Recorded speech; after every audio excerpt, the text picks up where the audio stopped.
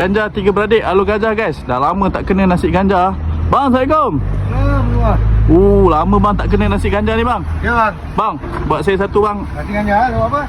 Lauk ada lauk apa ni bang? Dia ada ayam goreng, daging hitam. Daging hitam. Lepas tu ayam ganja, lepas tu ada ayam bawang dengan ayam merah. Okey bang. Kalau macam tu abang bagi saya ayam goreng dengan daging hitam abang, boleh? Boleh. Okey baik bang.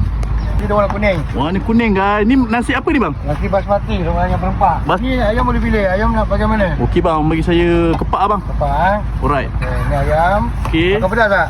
Oh, pedas bang. Of course bang, orang Melaka. Makan Melaka pedas. Betul. Okey, dari ni. Oh, bendi telur Bendi ada telur, Oh, lemak. Cili, lepas tu? Tu saja. Oh, mantap. Ni untuk daging pula. Ni untuk daging. Alright. Oh, dia banyak ulam-ulaman orang cakap ulaman. menu sihat lah ni.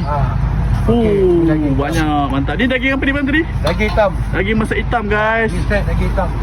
Tak baik. RM13 Yang ni 13, yang ayam goreng tu 10. Oh, punya berapa ringgit bang? RM23. Oh, lokasi abang dekat mana ni bang? Lokasi saya dekat sebelah penerangan, belakang bus stand. Belakang bus stand Alur Gajah Ya. Kita orang buka daripada pukul 10 pagi sampai pukul 4.30 petang. Buka hari-hari. Okey baik bang. Terima kasih bang. Saya makan-makan dulu bang. Okey, orang masih. Okey, terima kasih bang.